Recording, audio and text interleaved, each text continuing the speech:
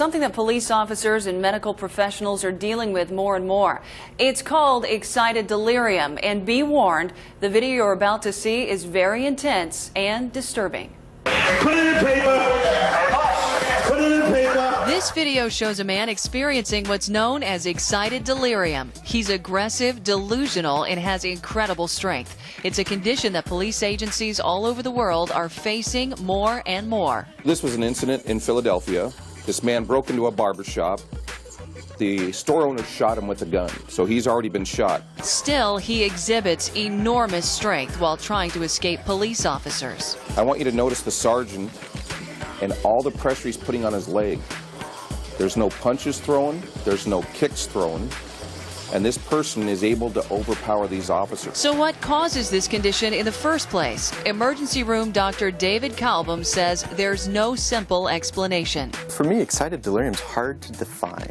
It really can be the combination of psychiatric illness, medical illness, and drug use or drug abuse. That seems to be the one common thread. Most of the cases we see are associated with drug use. The root cause may be deeper, so people may be self-medicating their psychiatric illness with street drugs, but usually the people we see, it is because of drug use. More than one person in a state of excited delirium has died after being tased by police. Dr. Kalbum says there are a lot of factors involved in those cases, but no clear connection to the electrical shock. Yeah, that's fine. Have all this acid in their body that they compensate by breathing a lot, both big breaths and fast breaths. And then when they're either restrained physically by a bunch of people or tased, that can slow down their breathing, and that causes more acid to build up. No! Overall, I don't think it's associated with the taser at all. I think the taser is a great weapon to use to try to control people rather than a more lethal weapon. At a National Justice Institute conference last month, Seattle was recognized not for the 70 cases of excited delirium documented in just the past 2 years by SPD, but for the 2 lives that were saved on scene. Mom! Don't let him kill me! It's the first documented saves where we can actually go back and show physical evidence that this person was dead, and by this unified response, we've saved their life. All the meat I've eaten, I forgive myself. Officer Burns says that's because Seattle is the only city where medics and cops approach these subjects together. We're unique in that the medics actually come in during the physical confrontation and assist us in restraining this person, and we assist them in the sedation of this person. Another step forward in an effort to deal with a condition whose cause and effects are still largely unknown. Perella Lewis, Washington's Most Wanted. Hello and welcome to our educational program on excited delirium. I'm Dave Ellis, Clinical Director of our Emergency Telemedicine Program at UBMD Emergency Medicine and the Erie County Medical Center. Today we're going to talk about excited delirium, which you've had a chance to see now. Our goals of our educational program is to introduce and review the clinical syndrome of excited delirium. What is it? And how are we going to approach it? We want to review the physiologic basis and theories for excited delirium and also review the pharmacologic agents and drugs of abuse associated with excited delirium. Using that information, we can then review the clinical approach to emergency management, including emergency telemedicine of patients with possible excited delirium. The definition of excited delirium has been controversial, primarily because medical examiners used the term when they couldn't explain why a patient died in under extreme events of agitation and oftentimes in custody. It's sometimes called excited delirium only if it results in sudden death, which also has led to thinking about it only in patients who die when we really should be thinking about it when we have agitated patients. What are the symptoms and signs of excited delirium that we're talking about? We're talking about delirium, patients who are divorced from reality or aren't completely in tune with reality. Psychomotor agitation, they're excited. They're anxious. Oftentimes they may have hallucinations where they're seeing things that aren't there or hearing things that aren't there. Speech disturbances, agitated speech, unclear speech, disorientation, as we mentioned, not being oriented to reality, violent and bizarre behavior, insensitivity to pain is one of the things that has been noted for this syndrome over the years. One of the important things that we'll talk about more is elevated body temperature and being able to monitor that.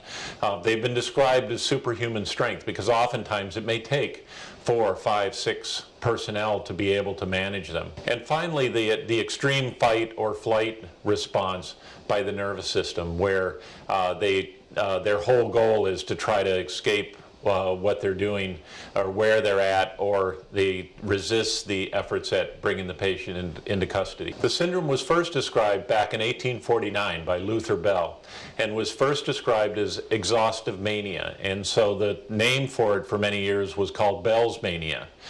But what he described was hallucinations, profound agitation, and fever, much of what we see today in excited delirium. During the 20th century, there was a decrease in reports which occurred in the 1950s that actually coincided with the onset of antipsychotic medications.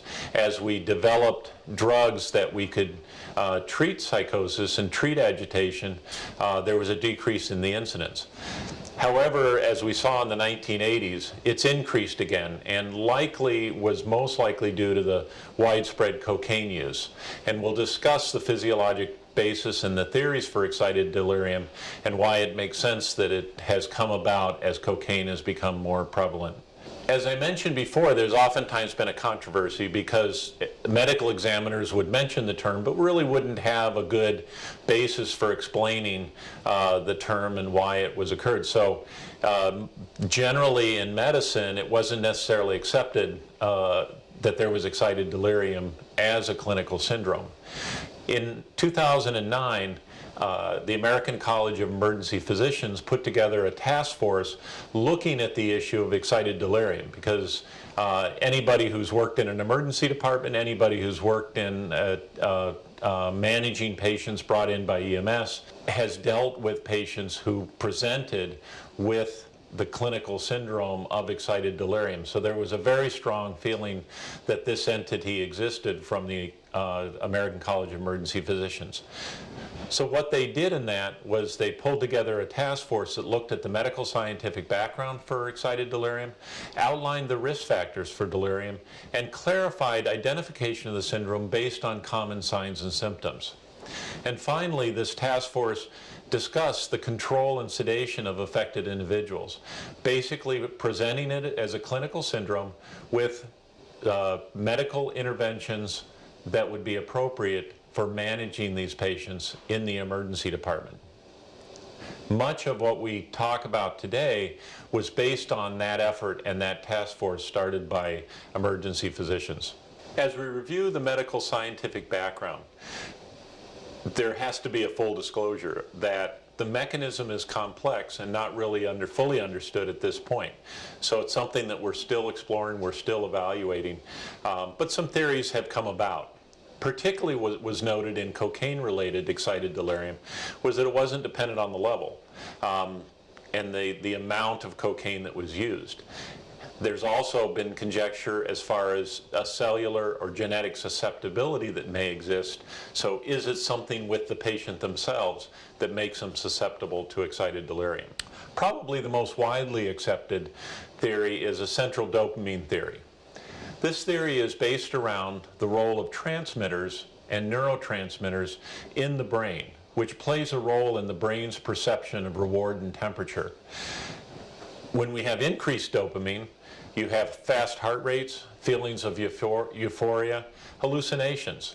It's well known that dopamine levels are increased by cocaine and methamphetamine. Antipsychotics, on the other hand, work to block dopamine at the cellular level. It's found that chronic cocaine abusers may lose a protein that eliminates dopamine. This results in increased levels in chaotic signaling of dopamine and create the chaos that's oftentimes observed in these patients as a result of irregular or erratic dopamine neurotransmission. The risk factors for excited delirium have been found to be males, average age 36. Again, a population very highly found in our correctional facilities. Also, the other thing is history of stimulant drug abuse, cocaine, methamphetamines, and also in some cases PCP and LSD. So past drug use is key to oftentimes the excited delirium syndrome. What we find is that chronic users will experience excited delirium after an acute binge. So it's either an increase in the levels or an increase in the amounts of cocaine that they're exposed to. But oftentimes in the same way, if they've been a previous user, their bodies are set up, if you will, to react to a greater degree to a flood of cocaine or methamphetamine. The other thing that we find frequently as a risk factor is pre-existing psychiatric disorder. I'm fond of saying that certain brains shouldn't do drugs, and in this case, oftentimes, some underlying schizophrenia or bipolar disorder may make the patient much more susceptible to the negative side effects of drug use with cocaine and amphetamines. What are the criteria for excited delirium? And our ability to say, yeah, this is definitely excited delirium. One is, the key is delirium. And really, the delirious state is seen by acute confusion, hallucination, and disorientation. And oftentimes, this is very important in differentiating a patient as they present to us medically. Can they interact with me? Again, one of the things that I oftentimes, if they can tell that I have red hair and freckles, then I probably know that they're pretty well oriented and they're not acutely delirious. But if they're not interacting with reality, if they're not able to interact when responded to, that's going to be a key indicator of confusion, hallucination, or disorientation. The key from a medical standpoint is being able to provide a stimulus and seeing what the response is. And by that, you're able to make a decision over their level of consciousness. The other thing for the other item for the delirium is that it's rapid onset. And it may fluctuate intensity, where they may go from being able to be controlled to the next minute being in that excited or agitated state. The second criteria is the excited or agitated state. The guy who's sitting there in the medical area, mellowed out, that's not excited delirium. This is a patient that either has demonstrated or is currently demonstrated the excited or agitated state. The common sequence that we might see in this is where there's an acute drug intoxication or history of mental illness, a struggle with law enforcement or correctional officers, physical or noxious chemical control measures or electrical control device application, and sudden and unexpected death. Autopsy fails to reveal a definitive cause of death from trauma or natural causes. That's the common thing that we see, and that makes us think about the possibility of excited delirium. As medical people, we also have to keep in mind, what are the mimics of excited delirium? What may look like excited delirium, but really is not? Low blood sugar or hypoglycemia, patients that are thrashing or not delirious, sweating oftentimes. Are they a diabetic? Could this be hypoglycemia? Make sure that we have D-sticks available for a patient. Thyroid abnormalities. Thyroid storm may present with agitation, delirium, tachycardia, all of the things that you may see in that. The other mimic that we have to talk about, and anybody who's worked in emergency medicine or correctional medicine or any of these fields for a long time, has come across patients that ultimately, when it comes down to it, they're just being jerks. They're just being assholes, and they're just acting out in that process. And as we approach those patients, we have to make sure that we're assessing for their level of consciousness, for their ability to interact with us. Again, the important piece is, as you assess, is the patient in control? Are they the ones that are causing it, and are they aware? And oftentimes, again, from applying a stimulus or either vocal or painful, you get an idea from that if the response is appropriate for what you're seeing, and that they really are in control and they're not suffering from delirium at that time. So again, the key for us as medical people is look for that altered mental status. In many ways, this is very similar to heat stroke, where we look for heat exhaustion. We see patients that are in distress, but their mental statuses are still intact. And at some point, we cross that line and see that their mental status is no longer intact. So it's very important to look for that altered mental status. For example, hallucinations. The other thing that's important to look for, and that's bound to be very important in the management of the patients with excited delirium, is their temperature. The temperature, because of the dopamine involvement, oftentimes is elevated. They're sweating. Their patients these patients are very interested in getting undressed. They're very interested in trying to cool themselves down because of the perception that they're overheated. So looking for that elevated temperature is going to be an important part of defining which patients are excited delirium and which ones aren't.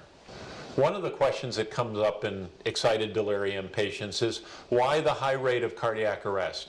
And what are the things that we have to keep in mind as we manage these patients that could result in very severe outcomes or death? This is a potentially life-threatening problem that we're managing. So why the high rate of cardiac arrest? One of the key things is hypoxemia. When you look at the physiologic process with dopamine, the key is trying to avoid metabolic or lactic acidosis.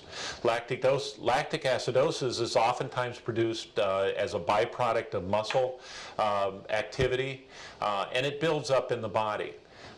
It's processed through respiration and also through the liver.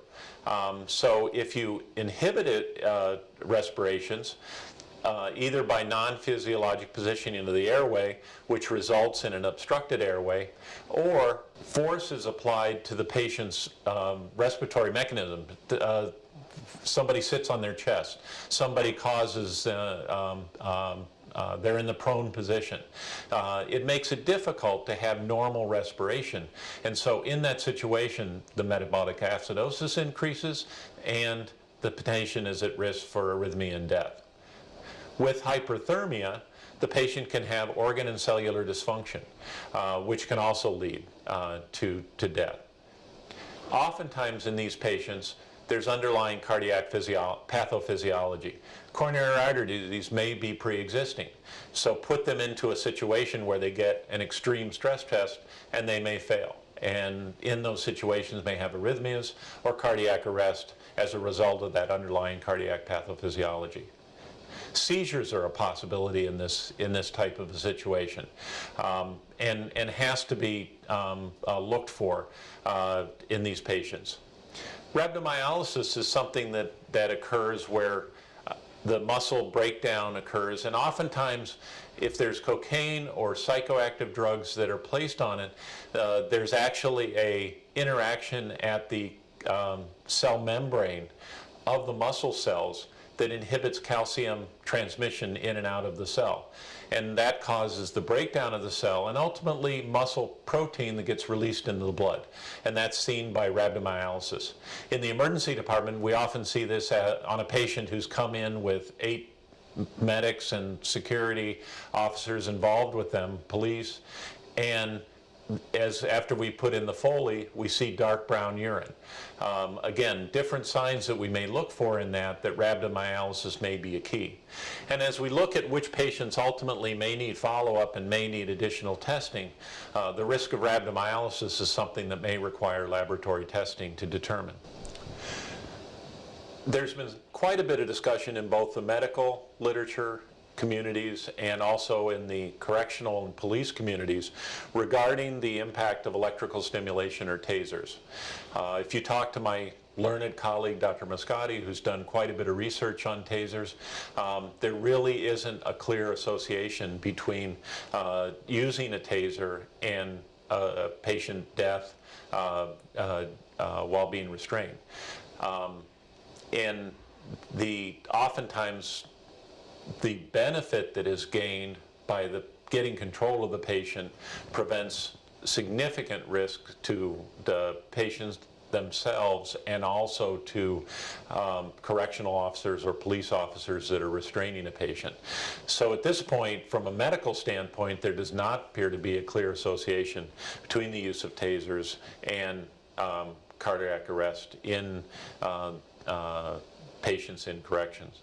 The other thing we talk about is the drugs that are associated with excited delirium, which brings us to one of the issues, K2 and spice, which ultimately brought up this whole discussion. The ones that we found are cocaine, methamphetamine, PCP or phencyclidine, and then spice, K2, and also bath salt intoxications, which we'll talk more about today. Some caveats to keep in mind is that not every intoxicated individual who uses these drugs develops it.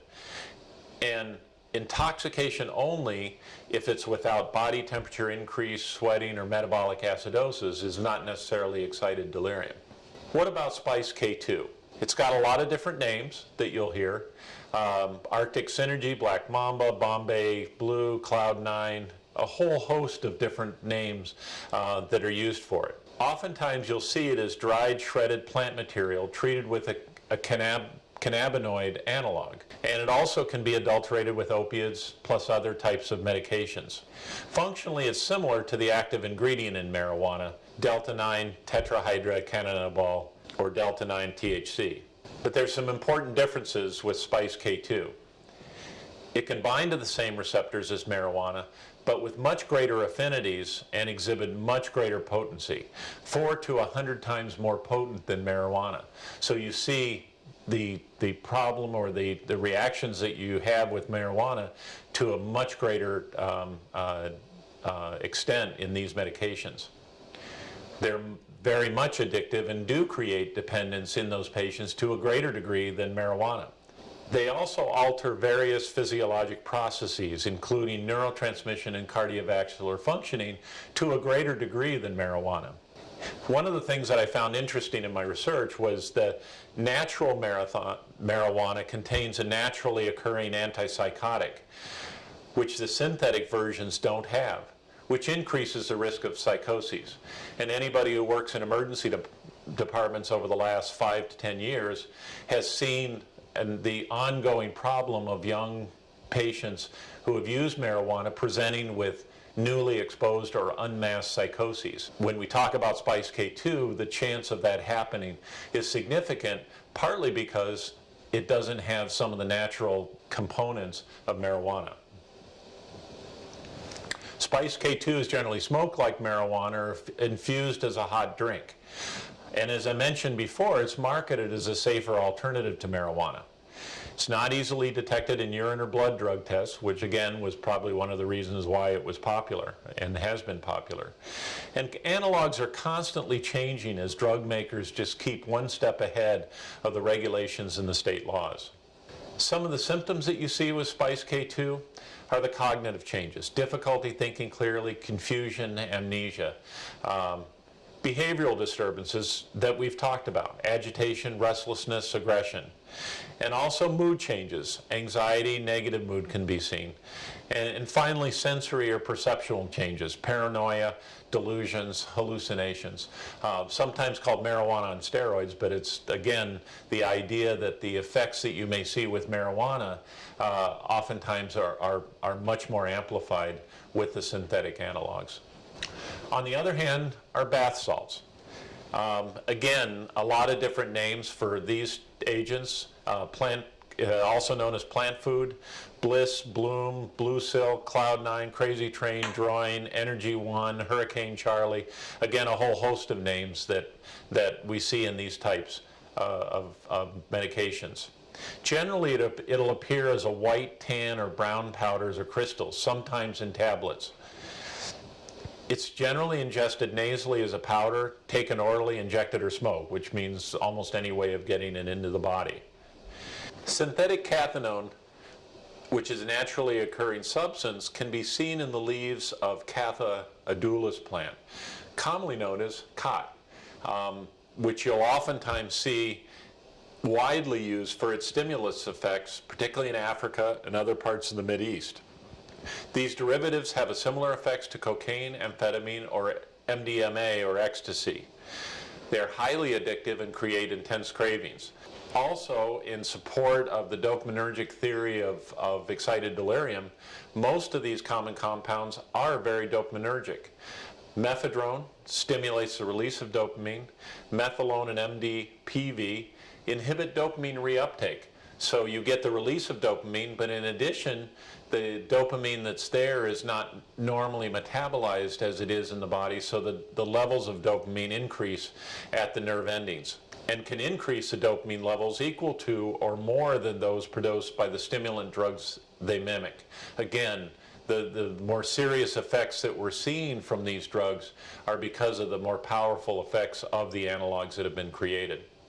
Some of the signs and symptoms of bath salts include aggression and violent behavior, confusion, delirium, delusions, anxiety, hallucinations, panic attack, extreme paranoia, acute psychosis, and agitation. Again, what we're talking about with the excited delirium type of patients. The signs that you would see in terms of, and we'll talk about why vital signs are so important in these, are hypertension, tachycardia, headaches. You can see teeth grinding, overactive reflexes, twitching, nausea, vomiting, seizures, hyperthermia, dehydration, and also chest pain. The most important take-home from this presentation ultimately is our assessment and treatment approach. How do we in our practice on a daily basis, managing patients in correctional medical areas or in correctional facilities or in the emergency department, approach these patients and become part of a solution to managing their problems rather than increasing the problem for the patient and for us. One of the most important aspects that we've learned in this approach is the importance of a team approach to these patients. As we mentioned from the video, many correctional organizations, along with EMS, police officers and EMS, have really developed a combined team approach to these patients, where correctional officers and medical personnel go hand in hand approaching these patients so that both components of the system are providing their input as we move forward with restraining a patient or getting control of the situation, so that we utilize the talents of both to be able to safely and effectively bring a patient under control and medically evaluate them. Some components of this team approach are early notification of medical personnel of incidents that may be occurring, giving them time to prepare or respond to these types of incidents to be able to provide their input. Oftentimes, too, it takes a mobile response, being able to actually go to these incidents as they occur so that they can become part of the team that's approaching the patient. And finally, it's important in this process to treat the agitated patient not just as a security concern or a police concern, but as both a security and a medical response. So as we approach these patients, understanding that yes, there's security concerns, but we're also dealing with what is a medical emergency, and approaching it as a team and approaching it with both components in mind. If we're talking about any emergency response, we always have to start with ABC. Airway, breathing, circulation is the most important approach in any of these patients. First is airway, making sure they have a clear airway. And oftentimes that may be just as important to lift the jaw and make sure that the airway is open. One of the things that we'll hear recurring is to make sure that the patient's in a position where his airway is not compromised. The prone position, with the patient lying on their face, oftentimes with officers attempting to restrain them from behind, is oftentimes the safest way for the officers to do it, but may be the most dangerous way for the patient. Having the patient in this position oftentimes puts the airway at risk, either from the neck being bent forward in flexion, or because it limits the excursion of the jaw and movement of the jaw, which is needed to be able to clear the airway. The second component that's important in this process is allowing for breathing and allowing for respirations. So again, the prone position, particularly if there's weights on the patient's back, limiting the breathing excursion can be very detrimental to the patient's ability to breathe and clear off the lactic acidosis and clear off the metabolic acidosis. So it's very important in managing these patients to avoid restricting chest movement or breathing. Chest restraints or straps that you may see also may unfortunately increase the risk for these patients. And finally, circulation and assessing the patient. What is the nature of their pulse? It may not always involve a blood pressure. It may just be reaching over and taking a pulse in that situation to make sure that the pulse is strong and not thin and thready. Also, early assessment of the temperature. You may not be able to do a full temperature probe, but you may be able to feel the skin or feel the temperature of the skin and be able to get some idea of what the temperature of the patient that you have. The assessment and treatment approach requires early identification of patients at risk. As we mentioned before, the assessment of the mental status is key to identifying these patients early. That may involve providing a stimulus, calling out their name, some type of verbal or painful stimuli that allows you to find out if the patient is aware and is able to respond. Again, medical personnel in partnership with correctional personnel have to be able to do this assessment together. And it's important as you go about managing these patients to monitor the time frame of abnormal findings and activities, because oftentimes the patient may appear much improved later, even though they've gone through a significant period of aggressive behavior. As we mentioned before, safe patient handling is going to be key. It's always important to support corrections and police in terms of restraining the patient, because the first important goal is to make sure that we limit possible injury to our staff or injury to the patient. And the best way to do that is by swift and appropriate restraint. One of the things that we oftentimes can do as medical providers and also as correctional officers and police officers is behavioral de-escalation. I found in the emergency department that oftentimes lowering my voice is one of the best ways to get a patient's attention and make sure that they're listening and making sure that we're moving forward. But we can do things making sure that we respond to a patient's needs and express concern and be able to link with them, that we can de-escalate that behavior and use words that help identify why the patient is concerned and what can be done for that patient to try to de-escalate that behavior. As we mentioned before, make sure that we're aware of limitations of the airway or respirations in the chest movement, and again, avoid non-physiologic positioning. One of the key elements of the assessment is obtaining vital signs. And again, this is oftentimes difficult in a patient that's in the midst of a restraint, but we have to try to find and identify what these numbers are. What is their heart rate? Again, just by being able to get a pulse. Take a moment and look at how frequently the patient's breathing. The tachypnea that you may see, and count how many times they're breathing per minute. The tachypnea may be an indication of metabolic acidosis and the patient's attempts to blow off the metabolic acidosis by creating a respiratory alkalosis. Being able to monitor the temperature and being able to take a formal temperature at some point, not only to identify the patient who's most at risk, but on the other hand, to be comfortable that a patient that you're seeing is not at risk because they have a normal temperature. And finally, being able to obtain a blood pressure and being able to monitor that blood pressure as we move through a session of care of that patient in our medical areas. Being able to feel the skin and feel the temperature.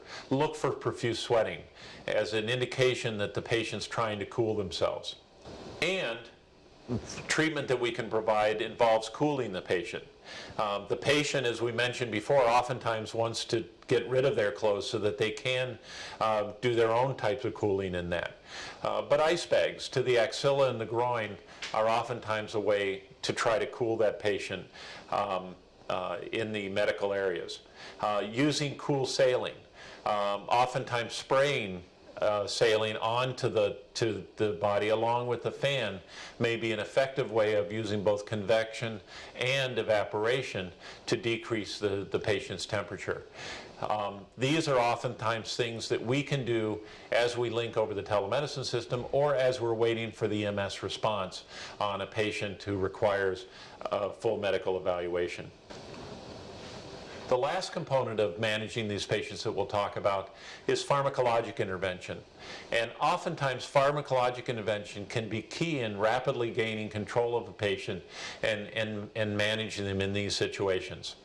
As we talk about pharmacologic interventions in correctional facilities, one of the first things we ask, well, why not use what we've always used, the B52, which is a combination of Benadryl, Haldol, and lorazepam or Ativan. And what we found in working with these patients with excited delirium and with these agents is that the traditional method of managing these patients pharmacologically presents some risk that are specific to these patients.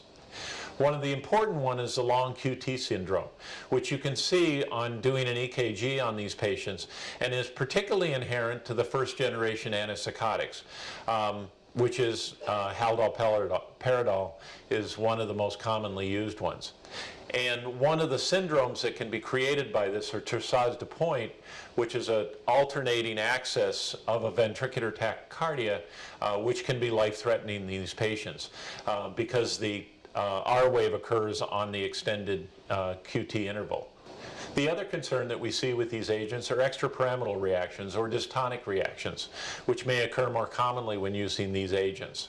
Ativan or lorazepam particularly can cause sedation and respiratory compromise in a patient that you absolutely don't want to limit their respiration and can cause increasing problems. And finally, one of the more practical problems with utilizing lorazepam in the setting of correctional facilities and correctional medical areas is the need for refrigeration of lorazepam, which is oftentimes difficult in these areas. So one of the discussions that we've had recently and with our correctional medical leadership are the use of the second generation antipsychotics. And particularly one of the most promising in this setting is olanzapam or Zyprexa. And using these agents, also you can use ziprasidone, Geodon, and also aripiprazole or Abilify. Both IM and oral can be used in these agents. But I think the most interesting one for the correctional setting is the use of Zyprexa. We now have a long track record of using olanzapam in medical areas, emergency departments, and also psychiatric emergency departments. And it's not uncommonly used here at ECMC and also in our Comprehensive Psychiatric Emergency Program, or CPEP. These agents are antagonists at the dopamine 2 receptors, plus other receptor subtypes such as serotonin, histamine, norepinephrine, and alpha-2. So they really block the release of dopamine and really interrupt that cycle of increased dopamine and neurotransmitters and the erratic or chaotic transmission of these neurotransmitters. The other component is that there's a reduced risk of near-term side effects of dystonia or dystonic reactions, or akathisia, which is a very agitated state that can occur with these types of agents with rates less than 1% versus 10% that you might see with Haldol.